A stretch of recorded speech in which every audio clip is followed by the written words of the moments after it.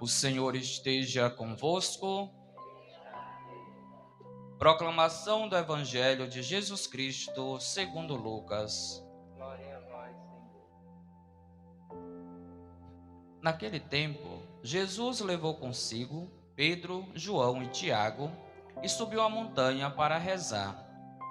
Enquanto rezava, seu rosto mudou de aparência e sua roupa ficou muito branca e brilhante. Eis que dois homens estavam conversando com Jesus. Eram Moisés e Elias. Eles apareceram revestidos de glória e conversavam sobre a morte que Jesus iria sofrer em Jerusalém. Pedro e os companheiros estavam com muito sono.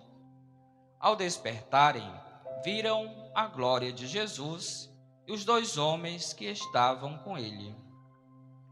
E quando estes homens se iam afastando, Pedro disse a Jesus: Mestre, é bom estarmos aqui. Vamos fazer 3 tendas, uma para ti, outra para Moisés e outra para Elias. Pedro não sabia o que estava dizendo. Ele estava ainda falando quando apareceu uma nuvem que os cobriu com sua sombra. Os discípulos ficaram com medo ao entrarem dentro da nuvem. Da nuvem, porém, saiu uma voz que dizia: Este é o meu filho, o escolhido. Escutai o que ele diz. Enquanto a voz ressoava, Jesus encontrou-se sozinho. Os discípulos ficaram calados e naqueles dias não contaram a ninguém nada do que tinham visto. Palavra da salvação.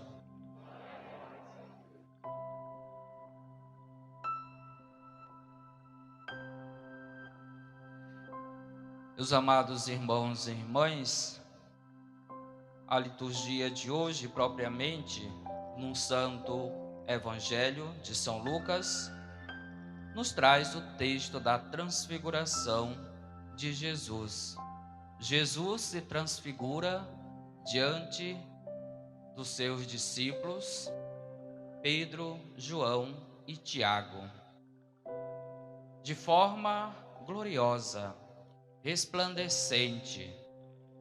Mas antes disso, eles sobem a montanha para rezar. No pensamento bíblico, a montanha sempre foi o lugar de Deus, o lugar da oração. No mais alto, no mais elevado, Deus se encontra. Mas o que é interessante percebermos que Deus não está tão distante, no alto, nas alturas, mas Ele se fez tão próximo de nós. Caminha conosco, ama conosco, serve conosco e exerce a sua missão juntamente com o seu povo. Os discípulos, vendo aquela imagem, o próprio Cristo resplandecente, e com ele Moisés, Elias. Moisés, que representa a lei, Elias, os profetas, o Antigo Testamento, dialogando com o Novo, com o próprio Jesus Cristo. Só que o assunto era sobre a sua paixão, sobre a sua morte. E os discípulos ficaram tão encantados com aquela imagem que não se deram conta do conteúdo, da mensagem em que estava acontecendo naquele momento de diálogo entre Jesus, Moisés e Elias. Pedro ficou tão encantado com aquele fato que pede que se faça 3 tendas, pedindo a Jesus: Senhor, é tão bom estarmos aqui.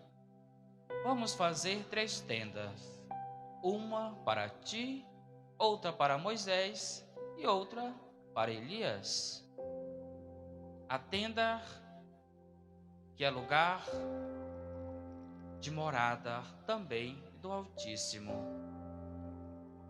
Deus se fazia presente na tenda, na arca da aliança, que ficava guardada justamente na tenda preparada pelo povo de Israel quando estava a caminho da terra prometida. E Jesus se fazia presente com aquele povo através da nuvem.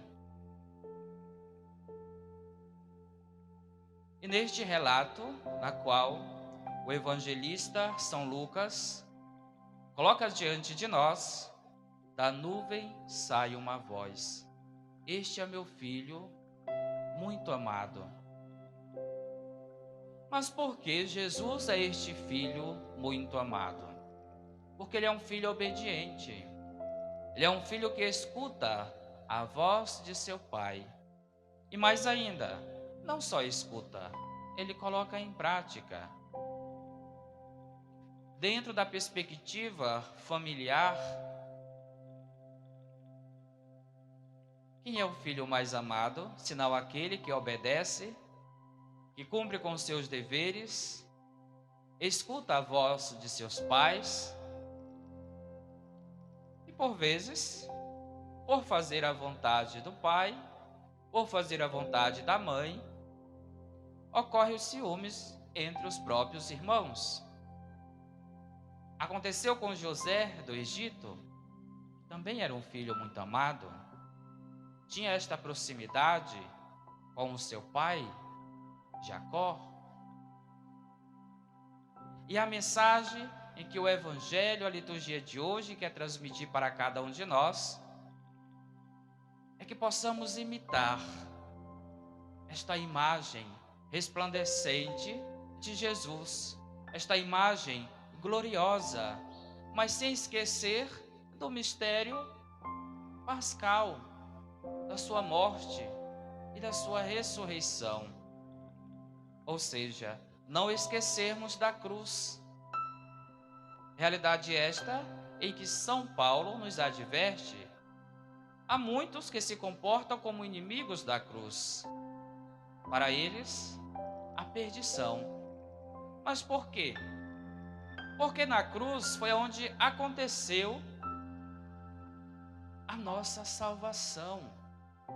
Foi na cruz em que Jesus, entregando a sua vida, fez esta ponte da realidade terrena à realidade divina, nos tornando participantes da glória celeste, concidadãos do céu.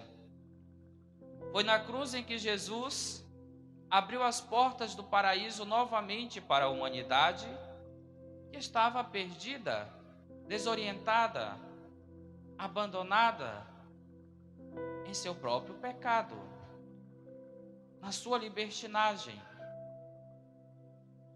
Por isso que São Paulo nos adverte, para que não nos tornemos inimigos da cruz, mas sim, alguém que para seguir Jesus é preciso renunciar a si mesmo e abraçar a causa do reino. Não podemos ver a missão como uma realidade de cruzes, algo fadigoso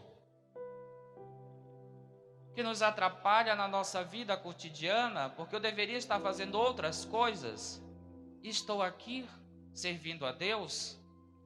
Quantas e quantas vezes isto gera incômodo em nosso coração, aquela sensação como se estivéssemos perdendo tempo, e não é verdade. Pudera nós fazer da nossa vida, do nosso próprio tempo, uma aliança com Deus. Pudera nós escalar as montanhas das dificuldades da nossa vida para nos encontrarmos com Deus, na sua palavra, na Eucaristia, na vida de comunhão com os irmãos também. Como é bom estar aqui.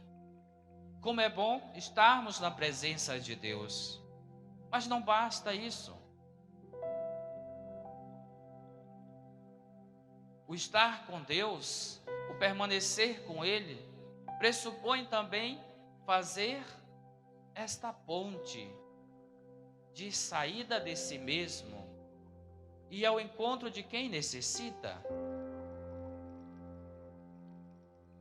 De que modo eu estou exercendo a minha missão, a minha vocação enquanto religiosa, enquanto familiar, enquanto missionária, enquanto catequista? E a catequese, ela vai muito além do que nós imaginamos. A base é a família. E os nossos catequistas, propriamente ditos, transmitem o conteúdo da fé. Mas precisam ir além do conteúdo, levá-los a fazer a experiência com Cristo, com Deus. Porque o conteúdo em si poderá acontecer de esquecermos. Mas se proporcionamos o encontro autêntico, verdadeiro com Jesus, jamais será esquecido. Jesus se tornará presente, fará morada na vida e no coração do seu povo. O nosso coração se transformará numa verdadeira tenda, morada de Deus. Mas, para que isso aconteça, precisamos imitar o Cristo, assim como Paulo foi imitador de Jesus. É a Ele que temos que imitar. É a Ele que temos que nos transfigurar em vista deste projeto salvífico que Ele realizou na nossa vida. E a missão, ela precisa ser entendida na perspectiva do amor. A missão de Jesus foi uma missão amorosa, uma missão de encontro, de serviço, de doação, de entrega, de dedicação. E todos nós somos educadores, todos nós somos catequistas também, um do outro. Porque Jesus nos convida a sermos transmissores do seu reino, da sua palavra, da sua mensagem de amor.